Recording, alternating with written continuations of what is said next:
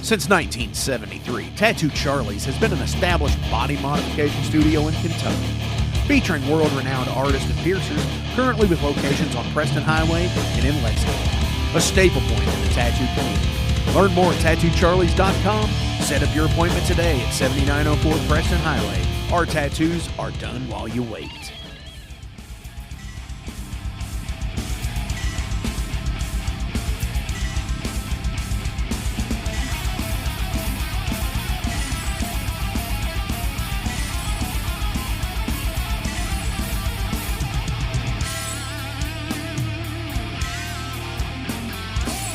Welcome to the Metal Forge. I'm your host, Mark Jackson, and I'm going to be pounding out the best regional metal for you tonight. If you're new to this show, pick up your hammer and get down with some of these featured guests. Got any questions or comments? Send them to metalforgeradio@gmail.com. What is going on, ladies and gentlemen? It is the Metal Forge, and I'm your host, Mark Jackson. Holy fucking shit, what a last few weeks it has been. Welcome to Lockdown Edition number 2, where my guest will be Deb Levine from Lady Beast, and they're going to be releasing on April the 3rd, The Vulture's Amulet. Holy fucking shit. I've only heard a few tracks off of it, but they're fucking killer. And, you know, I'm going to set up some links on the description. I want you to check those out, and I'm going to be playing some songs of theirs as well. But if you're into the new wave of British heavy metal stuff, Maiden, Motorhead, Priest, you're really going to fucking like this band. They've got awesome fucking riffs, awesome fucking, you know, solos, and great vocals, you know, great drumming, everything. Total fucking awesome interview. But before we get into all of that, you know, I just want to put out there, you know, thank you to the Patreon subscribers for helping this show continue. I know I say that every week, but it is really important to me, you know, and to Charlie's, Tattoo Charlie's, who, you know, has put up with my garbage metal show for a little over a year now. I thank Buddy and those people out there too, because, you know, it really does take a community to do something. And in these dire times right now with illnesses and everything else, look to your community, you know, because that's what we have. And the metal community and the folk community and, you know, just our generalized living situation. You know, think of your neighbors. But seriously, think of like the 90-year-old woman who is a couple of doors away from you because, you know, they need help too. And they're being told to stay away from everybody because of situations. But I really don't want to get into all of that because I said last week, I like to keep this as apolitical as possible. And, you know, just be safe out there. Be safe to one another. Be kind to one another. And listen to some really fucking cool tunes. And send me an email. I'll answer anybody's email that they send. It's metalforgeradio@gmail.com. If there's somebody you want me to feature on the show, let me know. I'll reach out to them and I say, hey, let me ask you a few questions. Let me get into the deal here. But, you know, looking forward and everything, I do have some really cool people coming on the show. I've got a band from Chicago called Her Worst Nightmare. I have a band from Ohio called Emerald Rage. Those dudes are fucking awesome. Played a couple of shows with them. Hopefully we'll be able to play the show that we got coming up on April 11th, unless we're still under government lockdown. But, you know, I've got another band coming in and talking with me who has Ripper Owens guest tracking on some of their songs. So, total fucking cool stuff. Stay tuned to the show. We're really doing this for you and getting things out there. So anyway, without further ado, before we get into the interview, this is Vicious Breed by Lady Beast.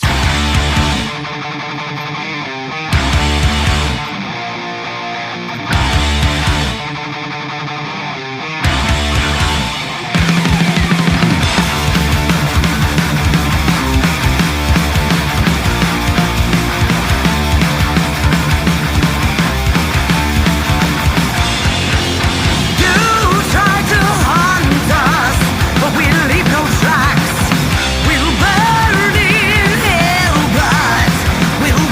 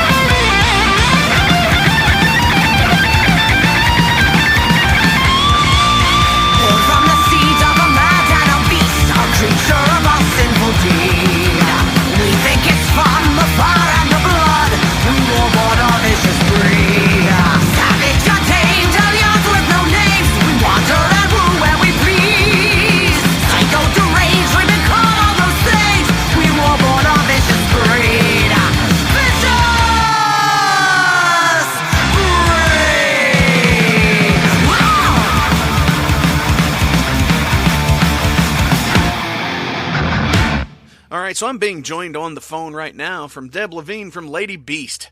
Deb, how are you today? Hey, I'm doing great. Monday, ready to start the week. Feeling good. Thanks for having me on the show. Awesome. I'm glad with you all being so busy lately that you were able to do this. This is super cool, Oh, yeah, of course. It's also super cool for me to know that people have an interest in what we're doing, and that, that is time in my book and on my calendar. So the pleasure is all mine, so. Nice. So tell everyone out there, all the Metal Forge listeners, tell us about Lady Beast. Lady Beast is a traditional heavy metal band, a 5-piece. We started in late 2008. We have 4 albums currently out, with our 5th being released April 3rd. Which is next week, by the way, by the time this airs. Yes, it is going to be next week. So the pre-sale's already been going, and hopefully you've ordered your copy. If not, hopefully there still are some out there, because it is a limited gold-stamped vinyl, which is super exciting. Nice. But yeah, we've just been underdogs of metal, kicking ass, taking names, DIY style, beating to our own drum, and just continuing to love and write music because it is what makes us happy.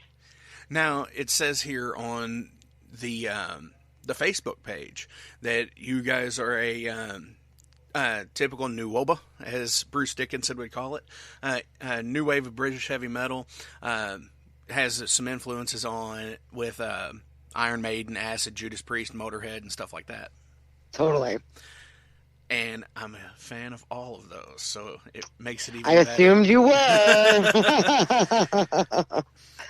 Yeah, I mean, it's hard not to be inspired by the forefathers of the genre who helped get us all into this. Feel the energies of the metal and know that that's what we wanted to, play. It's cool because I think that what kind of sets us apart from different traditional or new wave of British heavy metal bands is that we don't just stick to one style. For example, I would say there's examples on every single one of our albums of us having a Priest song, a Maiden-esque song, a Dio-esque song. On our new album, we have a song that kind of reminds us of Merciful Fate, who is another band that we love, and some of us are going to see this summer in Vegas, which I can't believe. Are you actually going in Vegas? Is that where you're going? Yeah, to the Psycho Las Vegas thing. Yeah, I wish they had more shows than just that one. Oh my God, I know. Because I was planning to go to that as well, and I was looking at money, and I was like, oh, I really want to go, but I can't afford it. Dude, I know. It was like my one splurge. I'm hoping that I don't owe too much in taxes. Right, absolutely. But anyway, so I feel like, there are a lot of bands out there kicking ass, playing awesome heavy metal, but I feel like sometimes what sets us apart, or sometimes maybe that people think is weird about us, is that we just don't play one type of heavy metal because we like so many different elements of the genre as a whole. Right, and there's 5 of you in the band. Totally. So that makes a big difference.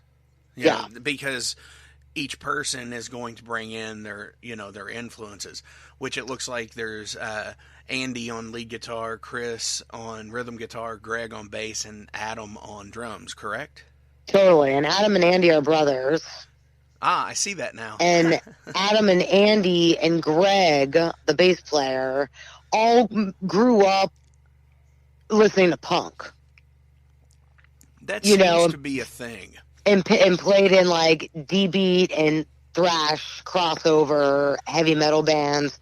Adam and Andy were always super into heavy metal though. And then Twiz, aka Chris, he has always, like, he's our rock and roll guy. He's our, AC/DC loving, Thin Lizzy rocking, Black Sabbath guy.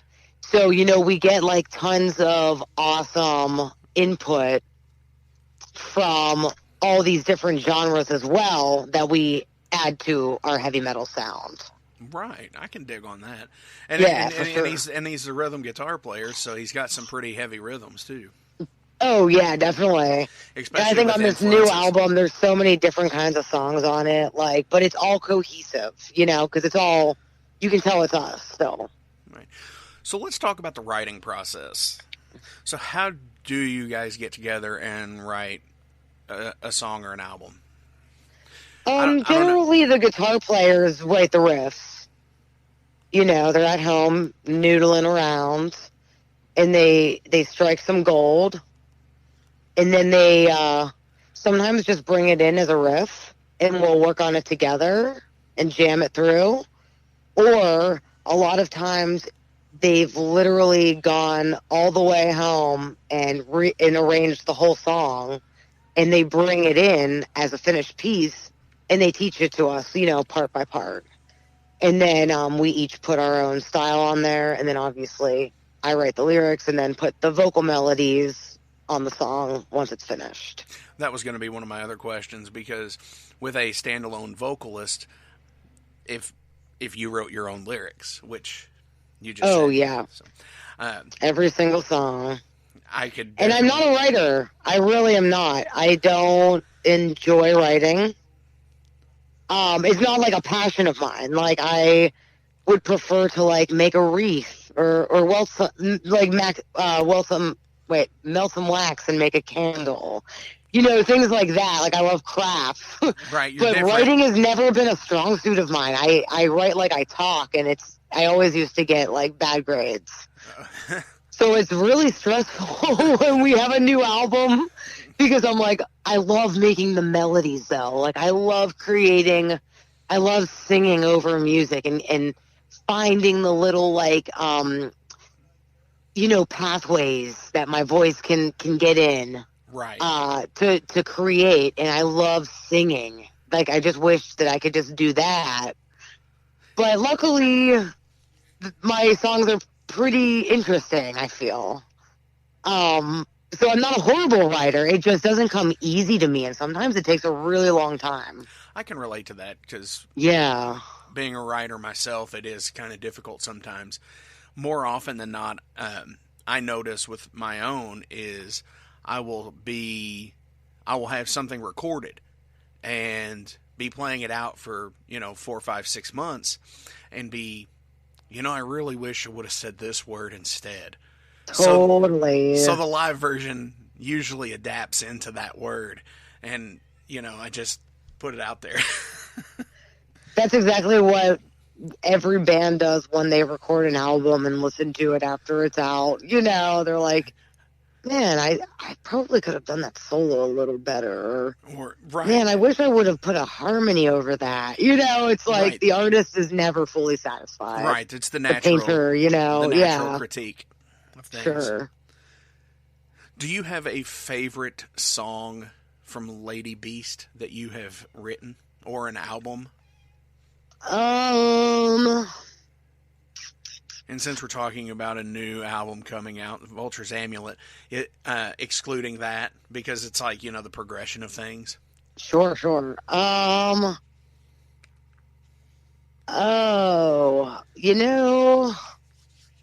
guess Vicious Breed was like my favorite album, as of recent. I thought the new one, obviously. Right. But yeah, I would say the song development is our most mature album. It's our most developed, professional sounding and content album that we had put out to date. So that was the one I was most proud of, and that was the one that I felt was like really had pushed new boundaries. And that's Vicious Breed? Yeah. I'm looking at that on the Bandcamp page right now. And I'm looking at a lot of the other albums, Who does your all's artwork? Is it the same person each time, or is it different people? It's kind of all been different. Okay. So, the first artwork that was done for the first LP was done by my longest friends. We've been friends since middle school. And, I literally posed on top of like a garbage heap with real men in like diapers. Wow.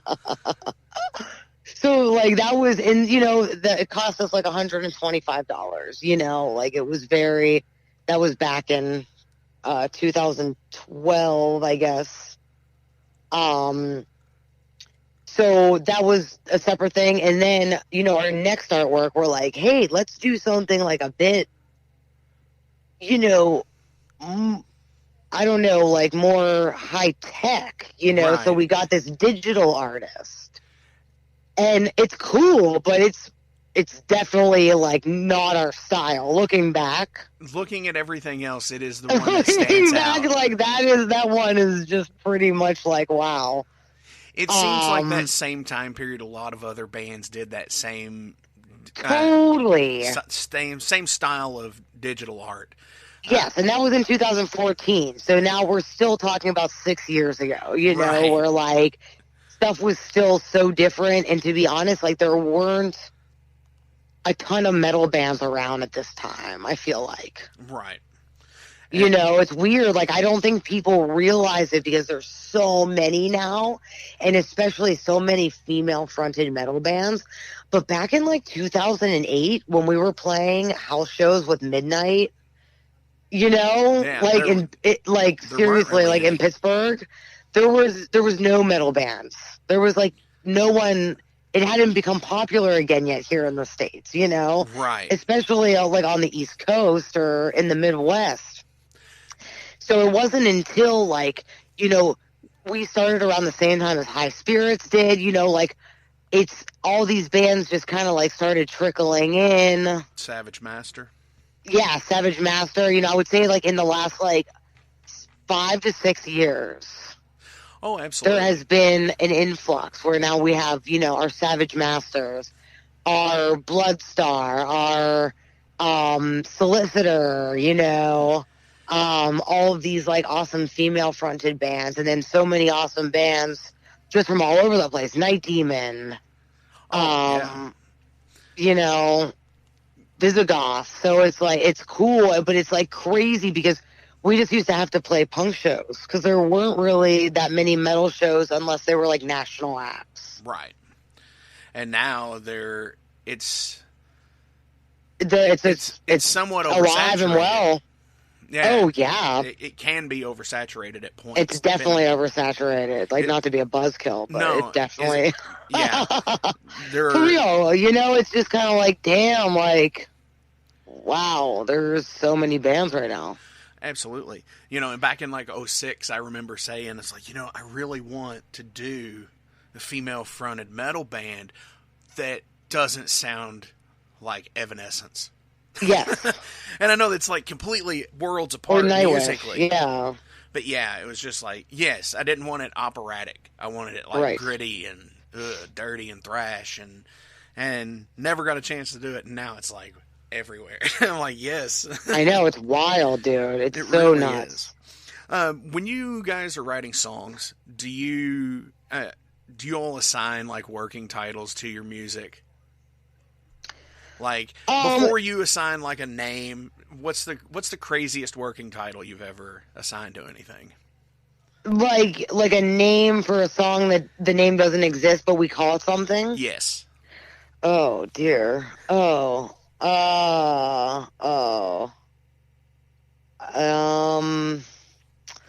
man. See, like, it sucks because, like, I have such bad memories. Oh. I know, it's so hard for me to think of things, but dude, I know we've had really funny titles to songs that... Oh, it might hit me later. I might go downstairs and ask Adam, and, at some point, too. Sure. If you could have written any song or album by another artist, what would it be? Ooh. Hmm. Probably. Everyone tells me that's the tough question. Yeah, that's really tough. Any album. Man, that is very tough. I mean, I guess maybe like a heavy metal style album. It would be I mean, I might have liked to write Power Slave. Nice. That would have been a good album to write for sure. Definitely. I would 100% agree with that. Because that is a life-changing album, in my opinion. Totally. But I also love like lots of different types of music, and another album I would have liked to write would have been Songs in the Key of Life, Stevie Wonder. Oh yeah. Because I love Stevie Wonder. See, he's like besides Maiden, I know more Stevie Wonder songs than any other group. Y'all should metal up a Stevie Wonder song. That would be amazing. That'd be great. See, I picked something like Jethro Tull. Sure, cool. Because it's not all metal, but I define heaviness many different ways for that. So I'm always like, heavy lyrically doesn't necessarily have to be heavy musically. Totally, yeah, for sure. Or even just emotionally, like the way it makes you feel, like even just the music, I get very moved by like it doesn't even have to be words, but obviously just the sound of music, harmonies or intenseness, speed, slowness. I mean, I don't know why, but I just feel like very easily affected by music in general. I could buy that. So what inspires you to write musically? I guess a couple different things. I tend not to get too personal because I'm just not interested in that. Right. But I like writing stories.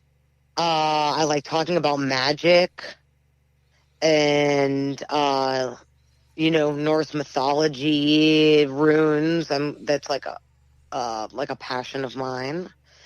I like talking. I feel like a lot of people have the idea that you should, keep politics out of music. But I kind of think that, if you have the opportunity to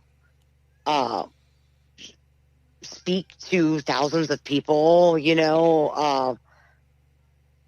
permanently on a record or just, in person at a show. Right. I feel like, it's your obligation to just pass on messages of unity and togetherness and hope of, one another.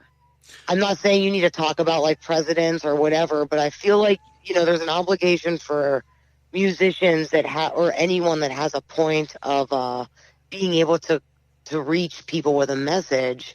It should be a positive one. Right. And there's in my opinion, there's such a thing these days as, what I refer to as, informed Americans or informed people, and then Facebook informed. Sure, definitely. And I think and that's what's hard about our society. That's not our fault even, you know what I mean? It's like we're so tricked. Right. By the internet, you don't even know what to believe anymore. It's crazy. Absolutely. And where, that's that love-hate relationship with technology. Yeah, exactly. It has helped us all, in the music scene, it's helped us find other bands and, people and do podcasts and, cool stuff like this. And stuff like that. But then again, it's also, there's the downsides too. So definitely, for sure. So I don't like to get too crazy, but I do like to try to open people's eyes. Like we have a song called "Not This Time." It's just trying to like just open one's eyes to the realities of our situation, and and in some people's day-to-day lives. Absolutely, it might not be your day-to-day life, but maybe think about someone else. Right. It's the meme out there that says somebody's fighting a battle that you know nothing about. If you could play a concert from days gone past, like a major concert, what would it be? Ooh. This is a pretty interesting question. A lot of people give me some really interesting answers. Yeah. Let's see. A concert. Yeah, that's difficult. And I will go ahead and say it. No one has actually said Woodstock. Not the original, anyways. That is funny. Did people say the newer one? Somebody said 99.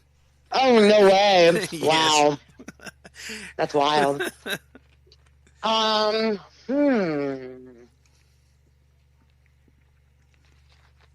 to think. Maybe.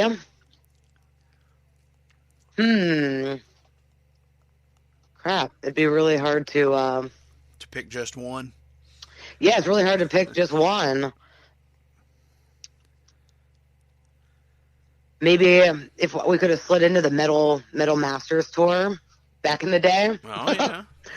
The Big Four. Maybe we could have been one of the Big Four. Nice. That would have been awesome. That would be super. That would be super cool. I could dig that.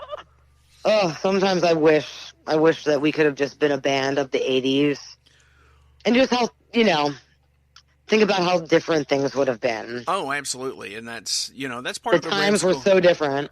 Very much, and it's interesting how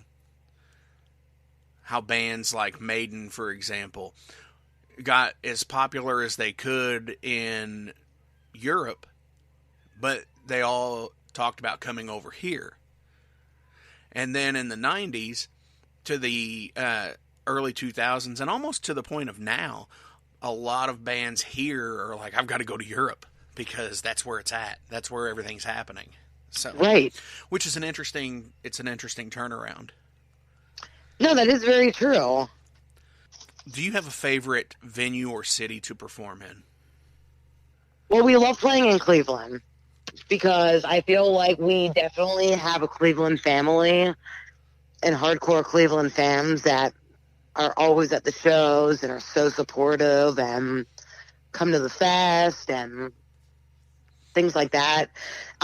We played in Chicago a handful of times at Reggie's, and we also really love playing in Chicago. We have an awesome time there. Tons of people always come out. So I would say in particular, those two cities have treated us very well. Right on. Because Cleveland rocks, right? Cleveland rocks, definitely. Do you have a favorite film? Favorite film? Favorite movie? I mean, I've had like lots of different ones like over time. Like when I was younger, I used to like love all the Kevin Smith movies. Nice. I would say I watched like Mallrats and Crybaby like a lot because I also love musicals. Oh yeah. So that's also like how heavy metal became like super awesome and easy for me to sing and also write for was because it was tons of storytelling and very operatic vibrato, like theatrical singing. So I was doing that my whole childhood. So I was already trained myself by just singing along the musicals to like be a heavy metal singer. Right, because it's definitely an act of stamina. Oh, definitely, for sure. Totally. Yeah, I was like that, like the little like Jewish girl, like 10 years old, like singing Jesus Christ Superstar, like at the top of my lungs. in my parents' living room, And then it was Rhyme of the Ancient Mariner. Totally, exactly. I mean, there was still a while to get there, though. I feel like I grew up like kind of more like classic rock, and then like Hall & Oates and Stevie Wonder, ZZ Top, stuff like that. Well, I mean, there's nothing wrong with Hall & Oates or anything like that. Oh, I love Hall & Oates. I kind of want to go see them. They're coming. I've been doing that. I've seen a lot of bands, and now I'm to the point where it's like, well, I've seen this band, but I haven't seen this one. Should I go? Yeah, because it's coming down to the wire, Right, yeah. It's because, you never know what's going to happen, if they're going to be a band tomorrow or not, or anything like that. So it's like, I might go see Black Label, Yeah, why not? Right. Zach's awesome, Do you have a favorite food? I mean, pizza. Most. I mean, who doesn't? Who couldn't eat pizza every day? Right. That's a most metal answer ever. Pizza and all of it. All of it, and then some more, please. Right. Do you have an ultimate jam? An ultimate jam? Mm-hmm. Like that song that just comes on, and I'm like, "This is my jam." Yeah, absolutely. Something that will always find its way back to your CD player, record player, MP3 player. Wait, what? Oh, yeah. Something that always finds its way back to your ears. Definitely anything by Dio or Twisted Sister, for sure. That's a first. Twisted Sister is a first on the show. I love Twisted Sister. I play it. We did.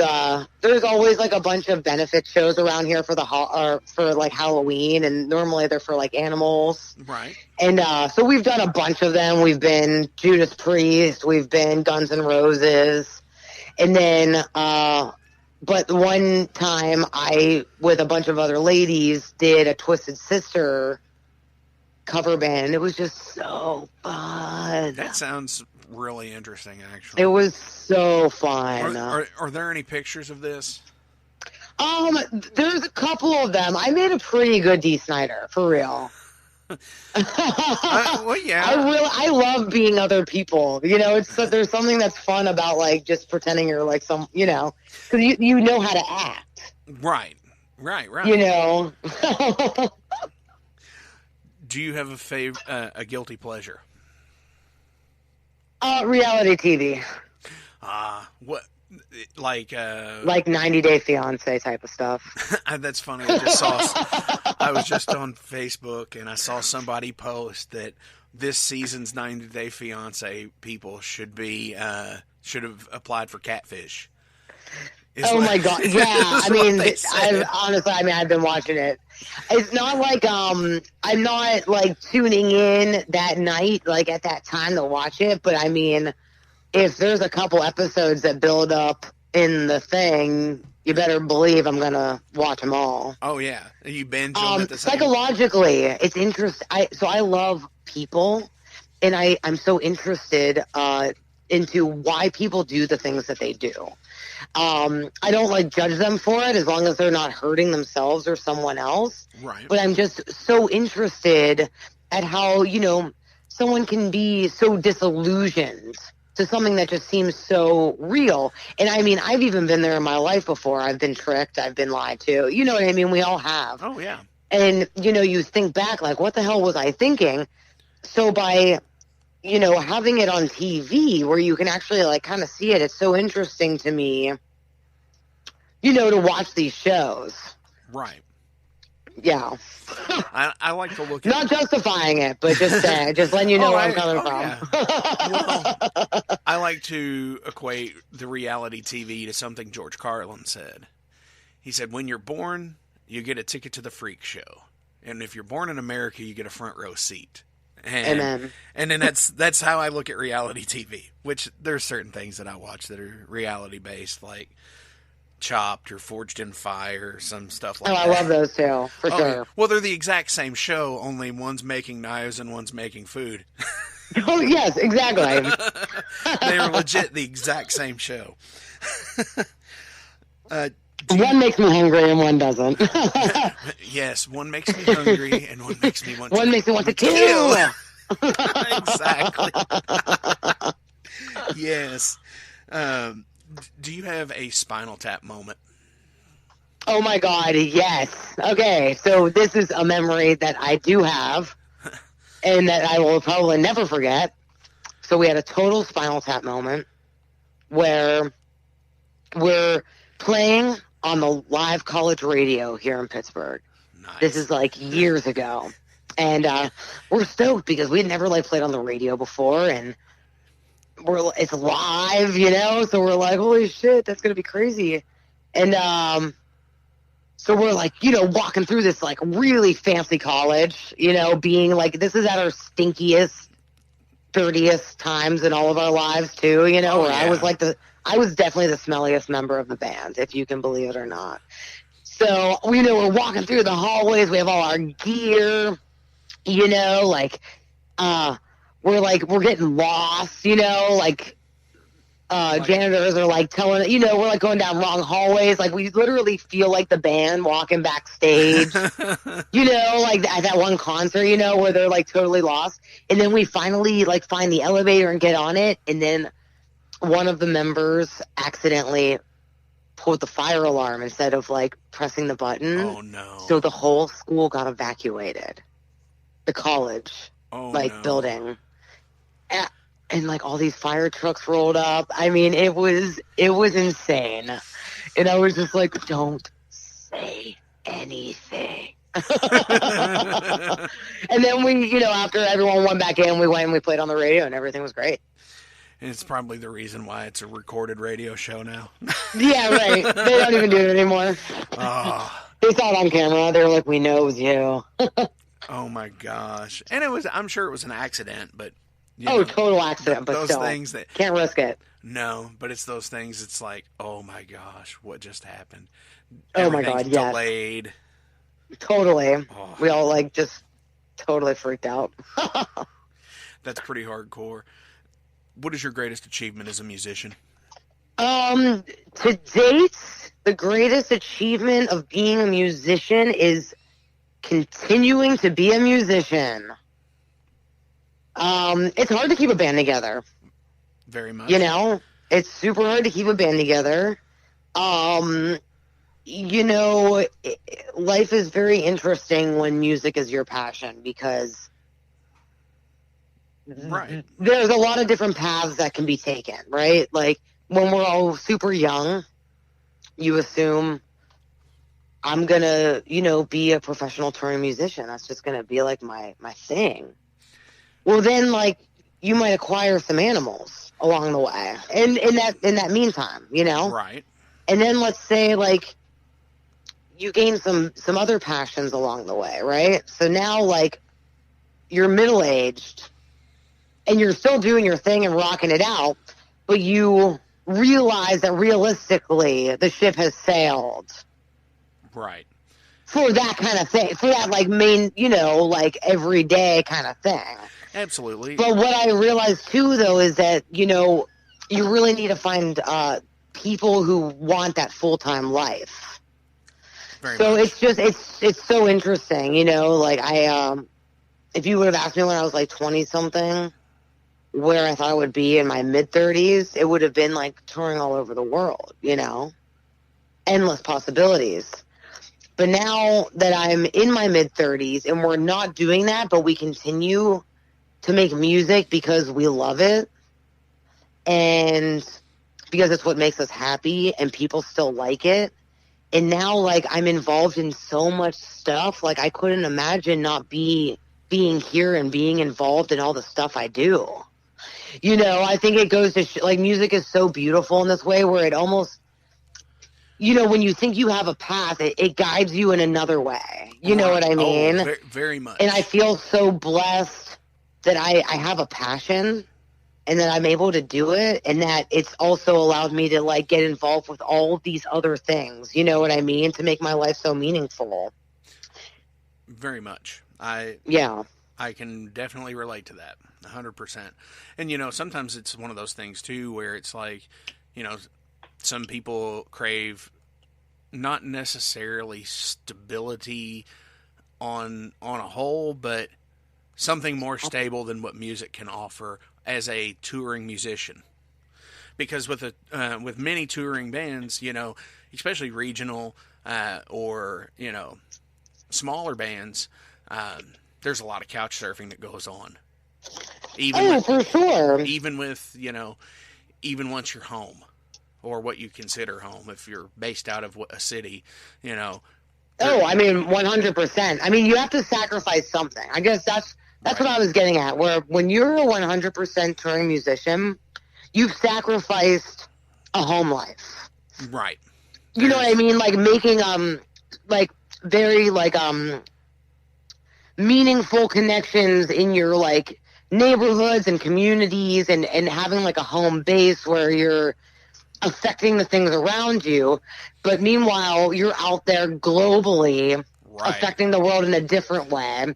So, you make the sacrifice. You either make the sacrifice and not do that 100% on the road life, or you do it and, you can never have it all, basically.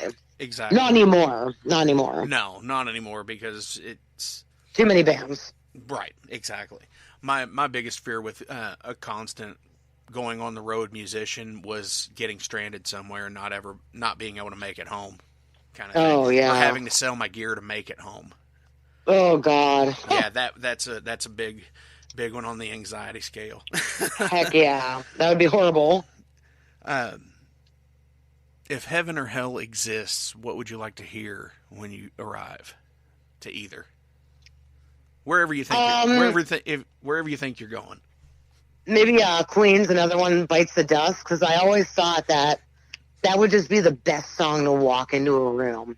Down, down, down. Oh. I'm a wrestling aficionado to a degree. Junkyard Dog walked out to that, so I can. Oh, dope! Yep. So, yeah, it definitely casts an image for sure. That's awesome. And now for the big morbid question: how would you like to die? Least painfully, for sure. Right. I don't know. Definitely, maybe in my sleep. Am I being too literal? No. I mean, it's designed. It's a question designed for that. Nothing. Yeah, like, definitely either in my sleep. No, definitely not. No, that's a little too flashy for me. Right, like nothing too flashy. Yeah, I wouldn't want it to be traumatic for anyone. Right, definitely. The least painful and traumatic way for my loved ones and for myself. However that might be. I don't even know. I don't even want to put it out there, because maybe it will be even better than that. There you go. So Tell everybody how to get a hold of you guys so they can find out more info, download songs, CDs, buy albums. Tell everybody how to do that. All right. Well, folks, if you liked what you heard, you want to hear some more, or maybe even help support the band in our future endeavors by buying things, you can go to our Bandcamp page. If you haven't been there before, it's a super awesome platform for finding out about new music and also buying the merch and music from those bands that you find on there. So that's our Lady Beast Bandcamp page. And on there you will find albums, shirts, the new album that will be released a week from this interview. And you can also find us on Facebook. We're also just Lady Beast on there, or Lady Beast Official if you're having trouble. And also find us on Instagram and just give us a like and a follow. It'll keep you up to date on our future touring and a new album and anything else that's cool that we want to tell you about. Awesome. And the pre-sale is still going on, correct? Yes. As far as I know, the pre-sale is still going on until they sell out, and then we have some for sale at our album release show, which is April 3rd, with Bewitcher and a local band called Sweat. So if anyone is feeling frisky, they can drive on in. April 3rd at Cativo, event page on Facebook. All right. Any shout-outs you want to give before you go? Well, shout out to you. Thank you so much. Oh, thank you. Metal Forge. Thank you, and a shout out to Louisville. I was just there filming with my friends in Savage Master for their music video. So I think that video is coming out in a couple weeks. I can't wait to see it. Absolutely. And yeah, shout out to my homies in Savage Master. Love them. And yeah, I think that's it. Shout out to all the people listening and all the fans, and thank you for everything. All right. Well, Deb, thank you for calling in. It has been an awesome time, and we'll see you on down the road. Yeah, hope to do it again sometime. Thank you.